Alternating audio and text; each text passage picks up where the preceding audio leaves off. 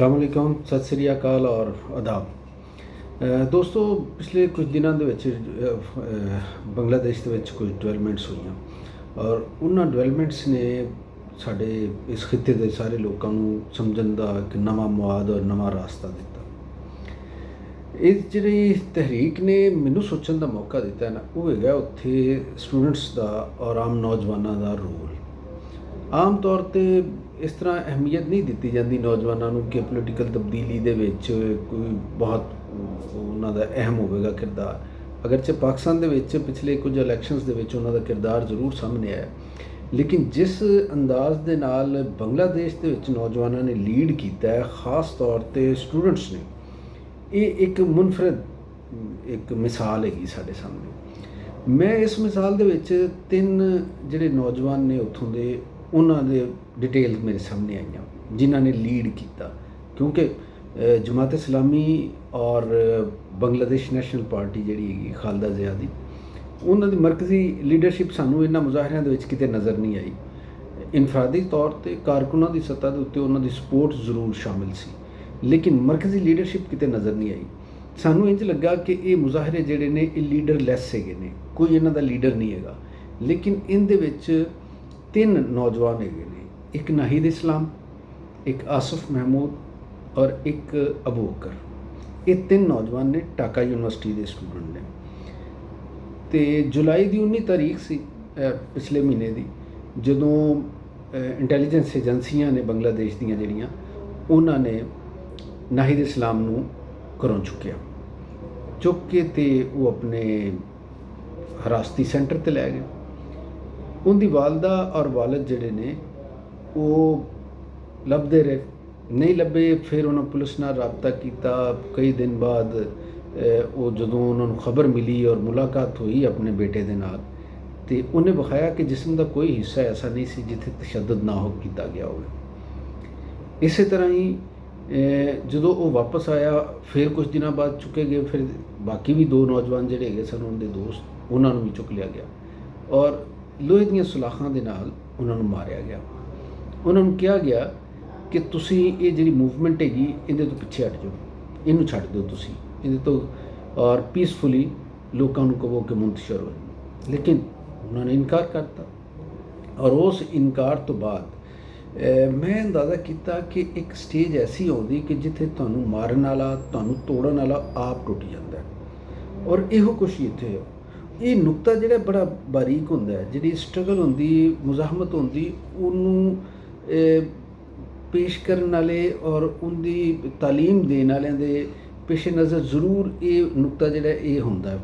ਔਰ ਉਹ ਜਿਹੜੀ ਨਸਲ ਨੂੰ ਤਿਆਰ ਕਰ ਰਹੇ ਹੁੰਦੇ ਨੇ, ਉਹਨੂੰ ਬਾਵਰ ਵੀ ਕਰਾਉਂਦੇ ਨੇ ਕਿ ਤੁਸੀਂ ਟੁੱਟਣਾ ਨਹੀਂ ਹੈਗਾ। ਖ਼ਾਸ ਤੌਰ 'ਤੇ ਇਸ ਮੁਕਾਮ 'ਤੇ ਆ ਕੇ ਤੁਸੀਂ ਆਪਣੇ ਮਕਸਦ ਦੇ ਨਾਲ ਜੁੜ ਜਾਣਾ ਔਰ ਸਭ ਕੁਝ ਉਹਦੇ ਵਾਸਤੇ ਕੁਰਬਾਨ ਕਰਨ ਨੂੰ ਤਿਆਰ ਹੋ ਜਾਣਾ। ਉਹ ਕੁਰਬਾਨੀ ਤੋਂ ਬਾਅਦ ਦੇ ਵੀ ਸ਼ਾਇਦ ਕੁਝ ਚੀਜ਼ਾਂ ਦੱਸੀਆਂ ਜਾਂਦੀਆਂ ਹੋਣਗੀਆਂ, ਲੇਕਿਨ ਬਹਰਹਾਲ ਇਹ ਨੌਜਵਾਨ ਜਿਹੜੇ ਨੇ ਇਹ ਟੁੱਟੇ ਨਹੀਂ ਔਰ ਇਹ ਆਪਣੇ ਮਕਸਦ ਦੇ ਨਾਲ ਜੁੜੇ ਰਹੇ। ਇਹਦੇ ਜੁੜਨ ਦਾ ਨਤੀਜਾ ਇਹ ਹੋਇਆ ਕਿ ਆਖਿਰ ਬੰਗਲਾਦੇਸ਼ ਦੀ ਜਿਹੜੀ ਹਸੀਨਾ ਵਾਜਦ ਹੁਕੂਮਤ ਹੈ ਉਹਨੂੰ ਸਰੈਂਡਰ ਕਰਨਾ ਪਿਆ ਔਰ ਹੁਕੂਮਤ ਉੱਥੋਂ ਭੱਜ ਗਈ, ਯਾਨੀ ख़त्म ਹੋ ਗਈ ਹੁਕੂਮਤ ਔਰ ਹਸੀਨਾ ਵਾਜਦ ਇੰਡੀਆ ਭੱਜ ਗਏ। ਇਸ ਤੋਂ ਭੱਜਣ ਤੋਂ ਬਾਅਦ ਮੈਂ ਦੇਖਿਆ ਕਿ ਕੀ ਡਿਵੈਲਪਮੈਂਟਸ ਹੋਈਆਂ। ਇੱਕ ਤਾਂ ਹਸੀਨਾ ਵਾਜਦ ਦੇ ਜਿਹੜੇ ਅਜ਼ੀਜ਼ ਸਨ ਆਰਮੀ ਚੀਫ ਵਕਾਰੁਜ਼ਮਾਂ, ਉਹਨਾਂ ਨੇ ਹੋਰ ਤਾਂ ਕੋਈ ਮਦਦ ਨਹੀਂ ਕਰ ਸਕੇ, ਲੇਕਿਨ ਇੱਕ ਸੇਫ ਐਗਜ਼ਿਟ ਦਿੱਤਾ ਹੈ ਉੱਥੋਂ ਨਿਕਲਣ ਦਾ। ਅਤੇ ਜਿਹੜੇ ਅਬੂਰੀ ਹਕੂਮਤ ਦੇ ਹੁਣ ਸਰਬਰਾਹ ਹੈਗੇ ਨੇ ਮੁਹੰਮਦ ਯੂਨਸ, ਉਹਨਾਂ ਨੇ ਕਿਹਾ ਕਿ ਇਹ ਨਹੀਂ ਸੀ ਦੇਣਾ ਚਾਹੀਦਾ। ਜਿੰਨੇ ਕੁ ਉਹਨਾਂ ਨੇ ਪੀਸਫੁਲ ਲੋਕਾਂ ਦੇ ਉੱਤੇ ਜਾਂ ਨੌਜਵਾਨਾਂ ਦੇ ਉੱਤੇ ਰਿਆਸਤੀ ਤਾਕਤ ਇਸਤੇਮਾਲ ਕੀਤੀ, ਉਸ ਤੋਂ ਬਾਅਦ ਉਹਨਾਂ ਦੇ ਖਿਲਾਫ ਜੰਗੀ ਜਰਾਇਮ ਦੇ ਔਰ ਆਮ ਲੋਕਾਂ ਦੇ ਉੱਤੇ, ਆਮ ਸ਼ਹਿਰੀਆਂ ਦੇ ਉੱਤੇ ਤਸ਼ੱਦਦ ਔਰ ਜ਼ਬਰ ਦੇ ਜਿਹੜੇ ਮਾਮਲਾ ਮੁਕੱਦਮਾਤ ਉਹ ਚਲਾਉਣੇ ਚਾਹੀਦੇ। ਅਤੇ ਉਹ ਇੱਥੋਂ ਉਹਨਾਂ ਨੂੰ ਜਾਣ ਦੀ ਇਜਾਜ਼ਤ ਦੇਣਾ ਜਿਹੜਾ ਇਹ ਠੀਕ ਨਹੀਂ ਹੈਗਾ। ਦੂਸਰਾ, ਡਾਕਟਰ ਮੁਹੰਮਦ ਯੂਨਸ ਨੇ ਕਿਹਾ ਵੇ ਇੰਡੀਆ ਨੂੰ, ਉਹਨਾਂ ਮੈਸੇਜ ਦਿੱਤਾ ਕਿ ਤੁਸੀਂ ਆਪਣੀ ਜਿਹੜੀ ਖਾਰਜਾ ਪਾਲਿਸੀ ਹੈ ਔਰ ਉਸ ਖਾਰਜਾ ਪਾਲਿਸੀ ਦੇ ਵਿੱਚ ਇਹ ਪੂਰਾ ਰੀਜਨ ਜਨੂਬੀ ਏਸ਼ੀਆ ਔਰ ख़ास तौर 'ਤੇ ਬੰਗਲਾਦੇਸ਼, ਜ਼ਾਹਿਰ ਉਹ ਬੰਗਲਾਦੇਸ਼ੀ ਨੇ ਅਤੇ ਉਹ ਉਹਨਾਂ ਨੇ ਉਸੇ ਰੈਫਰੈਂਸ ਨਾਲ ਗੱਲ ਕਰਨੀ। ਖਾਸ ਤੌਰ 'ਤੇ ਬੰਗਲਾਦੇਸ਼ ਦੇ ਬਾਰੇ ਜਿਹੜੀ ਤੁਹਾਡੀ ਖਾਰਜਾ ਪਾਲਿਸੀ, ਇਹਦੇ 'ਤੇ ਨਜ਼ਰਸਾਨੀ ਕਰੋ। ਇੰਡੀਆ ਇੱਕ ਵੱਡਾ ਮੁਲਕ ਹੈ, ਹਮਸਾਇਆ ਵੇ, ਲੇਕਿਨ ਬੰਗਲਾਦੇਸ਼ ਦੇ ਵਿੱਚ ਜਿਹੜੀ ਮੁਦਾਖਲਤ ਵਾਸਤੇ ਜੋ ਕੁਝ ਉਹ ਜਿਹੜਾ ਪੈਟਰਨ ਇਸਤੇਮਾਲ ਕਰ ਰਿਹਾ, ਉਹਦੇ ਨਾਲ ਉੱਥੇ ਬਦਅਮਨੀ ਪੈਦਾ ਹੋ ਰਹੀ ਔਰ ਅਦਮ ਇਸਤਹਿਕਾਮ ਪੈਦਾ ਹੋ ਰਿਹਾ। ਉਸ ਤੋਂ ਬਾਅਦ ਅਸੀਂ ਵੇਖਿਆ ਕਿ ਜਿਹੜਾ ਉੱਥੇ ਇੰਟੈਲੀਜੈਂਸ ਚੀਫ ਸਨ ਮੇਜਰ ਜਨਰਲ ਜ਼ਿਆਉਲ ਹਸਨ, ਉਹਨਾਂ ਨੂੰ ਡਿਸਮਿਸ ਕਰ ਦਿੱਤਾ ਗਿਆ, ਯਾਨੀ ਮੁਲਾਜ਼ਮਤ ਤੋਂ ਕੱਢ ਦਿੱਤਾ ਗਿਆ ਅਤੇ ਉਸ ਤੋਂ ਬਾਅਦ ਗ੍ਰਿਫਤਾਰ ਵੀ ਕਰ ਲਿਆ ਗਿਆ। ਉਹ ਬੰਗਲਾਦੇਸ਼ ਤੋਂ ਭੱਜਣ ਡਏ ਸਨ ਔਰ ਏਅਰਪੋਰਟ 'ਤੇ ਉਹਨਾਂ ਨੂੰ, ਔਰ ਉਹਨਾਂ ਉੱਤੇ ਇਲਜ਼ਾਮ ਇਹ ਵੀ ਕਿ ਉਹਨਾਂ ਨੇ ਮਾਵਰਾਏ ਅਦਾਲਤ ਔਰ ਮਾਵਰਾਏ ਇਖਤਿਆਰ ਕੁਝ ਚੀਜ਼ਾਂ ਜਿਹੜੀਆਂ ਨੇ ਕੀਤੀਆਂ, ਲੋਕਾਂ ਨੂੰ ਅਗਵਾ ਕੀਤਾ, ਉਹਨਾਂ 'ਤੇ ਤਸ਼ੱਦਦ ਕੀਤਾ, ਨੌਜਵਾਨਾਂ 'ਤੇ, ਉਹਨਾਂ ਨੂੰ ਹਿਰਾਸਤ 'ਚ ਰੱਖਿਆ। ਇਹ ਇਲਜ਼ਾਮਾਤ ਨੇ ਉਹਨਾਂ ਦੇ ਉੱਤੇ ਅਤੇ ਉਹਨਾਂ ਦੇ ਖਿਲਾਫ ਹੁਣ ਮੁਕੱਦਮਾ ਚੱਲਿਆ ਜਾਏ। ਫਿਰ ਮੈਂ ਇਹ ਵੀ ਦੇਖਿਆ ਕਿ ਇਹ ਜਿਹੜਾ ਪੈਟਰਨ ਨੇ ਸਾਡੇ ਇਸ ਰੀਜਨ ਦੇ ਉੱਤੇ ਥੋੜ੍ਹੇ ਅਰਸੇ ਦੇ ਵਿੱਚ ਮੁਤਵਾਤਰ ਇੱਕ ਪੈਟਰਨ ਖਾਸ ਆ ਰਿਹਾ। ਮਤਲਬ ਸਭ ਤੋਂ ਪਹਿਲੇ ਅਸੀਂ ਇਹ ਦੇਖਿਆ ਕਿ ਜਦੋਂ ਅਫਗਾਨਿਸਤਾਨ ਦੇ ਵਿੱਚੋਂ ਜਾਣਾ ਸੀ ਅਮਰੀਕਾ ਨੇ, ਅਤੇ ਉਦੋਂ ਜਿਹੜੇ ਅਫਗਾਨ ਗਵਰਨਮੈਂਟ ਦੇ ਸਰਬਰਾਹ ਸਨ ਅਸ਼ਰਫ ਗਨੀ, ਉਹ ਵੀ ਇੰਝ ਹੀ ਅਫਰਾ ਤਫਰੀ ਦੇ ਵਿੱਚ ਉੱਥੋਂ ਫਰਾਰ ਹੋਏ ਔਰ ਉਹਨਾਂ ਨੂੰ ਅੰਦਾਜ਼ਾ ਹੋਇਆ ਕਿ ਮੈਂ ਅਗਰ ਇੱਥੇ ਰਹਿ ਗਿਆ ਤਾਂ ਮੈਨੂੰ ਤਾਲਿਬਾਨ ਮਾਰ ਦੇਣਗੇ ਜਾਂ ਫਿਰ ਆਮ ਸ਼ਹਿਰੀ ਮਾਰ ਦੇਣਗੇ, ਅਤੇ ਉਹ ਉੱਥੋਂ ਭੱਜ ਗਏ।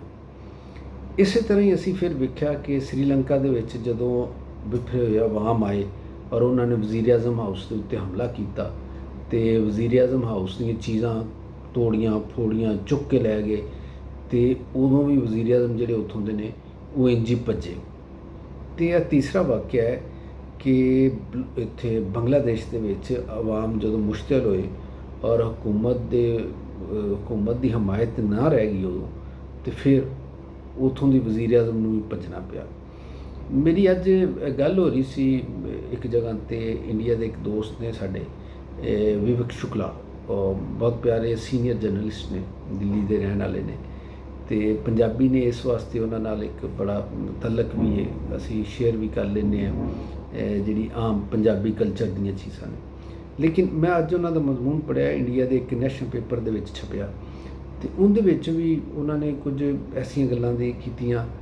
ਫਿਰ ਉਹਦੇ ਥੱਲੇ ਜਿਹੜੇ ਲੋਕ ਕਮੈਂਟਸ ਕਰ ਰਹੇ ਨੇ, ਉਹਨਾਂ ਲੋਕਾਂ ਨੇ ਕਿਹਾ ਕਿ ਉਹ ਦਿਨ ਦੂਰ ਨਹੀਂ ਜਦੋਂ ਇੰਡੀਆ ਦੇ ਵਿੱਚ ਵੀ ਇਹ ਕੁਝ ਹੋ ਸਕਦਾ ਹੈ ਕਿ ਇੱਕ ਗਵਰਨਮੈਂਟ ਹੈ ਜਿਹੜੀ ਲੋਕਾਂ ਦੇ ਇਹਤਰਾਮ ਨਹੀਂ ਕਰਨ ਦੀ ਰਾਏ ਦਾ, ਔਰ ਉੱਥੇ ਬਜ਼ਾਹਿਰ ਇੱਕ ਜਮਹੂਰੀਅਤ ਹੈ, ਲੇਕਿਨ ਉਹ ਜਮਹੂਰੀਅਤ ਦੇ ਵਿੱਚ ਵੀ ਸਾਨੂੰ ਇੱਕ ਆਮਰੀਅਤ ਔਰ ਡਿਕਟੇਟਰਸ਼ਿਪ ਨਜ਼ਰ ਆਉਂਦੀ। ਬਹੁਤ ਸਾਰੀਆਂ ਚੀਜ਼ਾਂ ਐਸੀਆਂ ਨੇ ਜਿਹੜੀਆਂ ਪਾਕਿਸਤਾਨ ਦੇ ਹਵਾਲੇ ਨਾਲ ਵੀ ਲੋਕ ਇਤਮੀਨਾਨ ਦਾ ਇਜ਼ਹਾਰ ਨਹੀਂ ਕਰਦੇ। ਜਿਸ ਤਰ੍ਹਾਂ ਪਾਕਿਸਤਾਨ ਦੇ ਵਿੱਚ ਗਵਰਨਮੈਂਟ ਚਲਾਈ ਜਾਂਦੀ ਔਰ ਚਲਾਈ ਜਾ ਰਹੀ, ਇਹਦੇ ਉੱਤੇ ਲੋਕ ਮੁਤਮਈਨ ਨਹੀਂ ਹੈਗੇ। ਅਤੇ ਇਹ ਪੈਟਰਨ ਅਗਰ ਵੱਧਦਾ ਹੈ ਜਨੂਬੀ ਏਸ਼ੀਆ ਦੇ ਵਿੱਚ ਅਤੇ ਇਸੇ ਤਰ੍ਹਾਂ ਚੱਲੇਗਾ, ਅਤੇ ਫਿਰ ਗੌਰ ਕਰਨ ਦੀ ਜ਼ਰੂਰਤ ਇਹ ਵੇ ਕਿ ਇਸ ਪੈਟਰਨ ਦੇ ਤਹਿਤ ਜਿਹੜੀਆਂ ਹਕੂਮਤਾਂ ਆਉਣਗੀਆਂ ਉਹ ਕਿੰਨੀ ਦੇਰ ਤੱਕ ਆਪਣੀ ਹਮਾਇਤ ਲੋਕਾਂ 'ਚ ਰੱਖਣਗੀਆਂ, ਅਤੇ ਅਗਰ ਉਹਨਾਂ ਕੋਲ ਕੋਈ ਏਜੰਡਾ ਨਹੀਂ ਹੈਗਾ ਅਤੇ ਫਿਰ ਉਹ ਕੀ ਕਰਨਗੇ।